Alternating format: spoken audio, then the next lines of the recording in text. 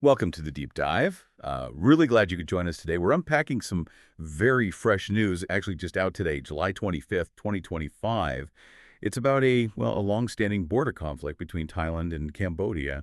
And, while it might seem like just regional stuff, trust me, this story, it offers some really surprising insights into international law, the weight of history, and, modern diplomacy, too. Yeah, our whole deep dive today is really centered on this brand new Reuters article, like hot off the press.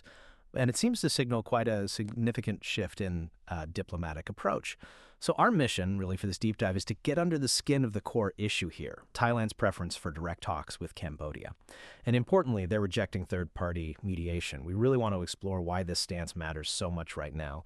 We'll take a journey through the history, the deep roots of this conflict, those international court rulings that kind of underpin it, and, the politics shaping things today. Absolutely. And what's really fascinating, I think, is how these land disputes, especially ones with such deep historical roots, they're never just lines on a map, are they? You Yeah. really need to understand the nuance, the context, to actually grasp what's happening now. This isn't just, territory. It hits right at the core of national sovereignty, national identity, which is deeply felt, and ultimately it affects the whole picture of regional stability there in Southeast Asia. Okay, so let's zoom in a bit then. The article highlights this isn't just any border dispute. It's specifically this 4.6 square kilometer patch of land that's about 1.8 square miles. What makes that specific spot such a flashpoint? Right. It's the closeness, the proximity to the ancient Priya Vihar temple. That's what makes this particular 4.6 square kilometers so incredibly sensitive. I mean, this specific area, it's been a real source of contention for decades. And the roots, they really stretch back to those French colonial maps, Yeah. the ones that first tried to define the borders there. That colonial legacy, often marked by, let's say, imprecise mapping, sometimes pretty arbitrary lines, that's really the seed of the whole modern dispute.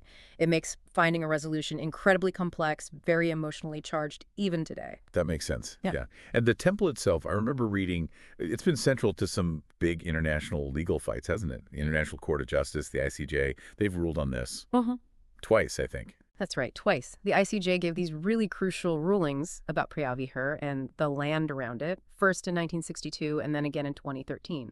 So the 62 ruling said the temple itself belonged to Cambodia. Pretty clear. Then, in 2013, the court clarified things further. They said Cambodia had sovereignty over the entire promontory the temple sits on. And that was a really critical distinction, actually, because it went beyond just the temple building, to include the whole natural formation it's built on. So that addressed the surrounding land dispute much more directly than the first ruling did. These legal precedents, they're absolutely central to understanding the framework Thailand is working within now by pushing for these direct talks. Okay, I see. So even with those rulings on the temple and this promontory, the 4.6 square kilometers right around it, that's still the sticky point. But it sounds like maybe there's a new push happening. The article mentioned Thailand's Prime Minister, Srettha Thavisin, is planning a visit to Cambodia. Is that part of this direct talk strategy? Yes, indeed. It looks like a very significant step.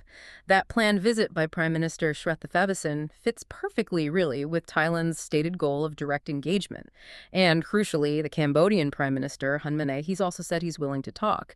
So the sort of mutual readiness for dialogue, it does create potentially a genuine window of opportunity here for some progress. Right, a window of opportunity. But, given the article mentions this conflict has actually led to deadly clashes before, well, what makes this push for direct talks maybe different this time? What does Thailand insisting on a, quote, sovereign solution really mean here?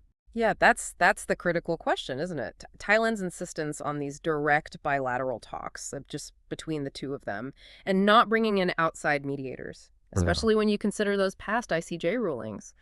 Well, it signals a really profound desire, I think, for these two nations specifically to sort this out themselves. Without external influence, a sovereign solution in this context, it really means both Thailand and Cambodia want to assert their own control, their own agency over their shared future, free from any perception that international bodies or maybe other countries are telling them what to do. It's about showing national confidence, really, self-determination in managing their own borders, their own history. That makes sense. So, taking ownership of the story and the solution itself, and the fact that this specific 4.6 square kilometer patch is tied so tightly to both those old colonial maps and the really symbolic Preah Vihear temple, Yeah, that makes every square meter deeply significant, doesn't it? Absolutely. Ultimately, Thailand's consistent push for these direct bilateral talks, especially given the decades of legal history, the ICJ rulings, and just the highly emotional nature of the Preah-Vihear dispute, a dispute stretching all the way back to those original French colonial maps. Yeah. It really does underscore this resolute commitment to finding their own solution: sovereign resolution, internal control. Okay, so the key takeaway here for you listening is probably this.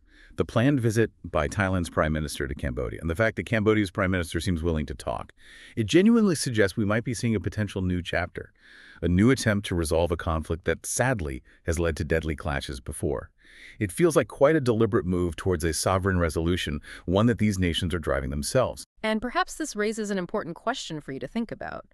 When you have this mix of historical grievances, international legal rulings, and strong national identity all tangled together, what does a country's insistence on direct bilateral negotiation actually tell us about how confident they feel in their own position? And maybe more broadly, what implications could that have for regional diplomacy across Southeast Asia going forward? Yeah, really fascinating stuff to ponder, isn't it? Well, thank you so much for joining us on this deep dive. We hope you'll keep thinking about these complex layers: history, law, diplomacy, that shape even what might seem like small land disputes around the world.